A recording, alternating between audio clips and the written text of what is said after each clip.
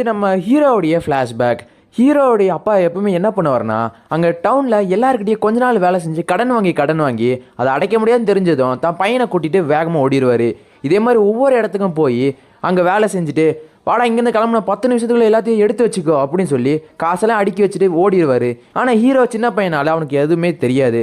இப்படி இருக்க நம்ம ஹீரோவை கூப்பிட்டு போய் தாத்தாவை பார்க்க போகிறோம் வான்னு சொல்லி ட்ரெயினில் கூப்பிட்டு போகிறாரு அவங்க அப்பா. அவங்க அப்பா என்ன சொல்கிறாருன்னா, கொஞ்ச நேரம் நீ தூங்க நான் பார்த்துக்கிறேன்னு சொல்லிட்டு இருக்க. திடீர்னு அவன் ஹீரோவை விட்டுட்டு அவங்க அப்பா ஓடி போயிடுறாரு. ஹீரோவும் எந்திரிச்சு பார்த்தா அவங்க அப்பாவை காணும்னு சொல்லி கத்திக்கிட்டு இருக்க.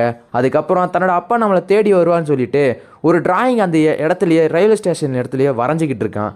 அங்கே ஒரு சின்ன பையன் நம்ம ஹீரோக்கு ஒரு ஃப்ரெண்டாக, நீ நல்லா டிராயிங் வரைகிற, நான் நல்லா பேச்சு திறமை இருக்குது, நீ டிராயிங் வர, நான் எல்லாருக்கிட்டையும் காசு வாங்கிக்கிறேன்.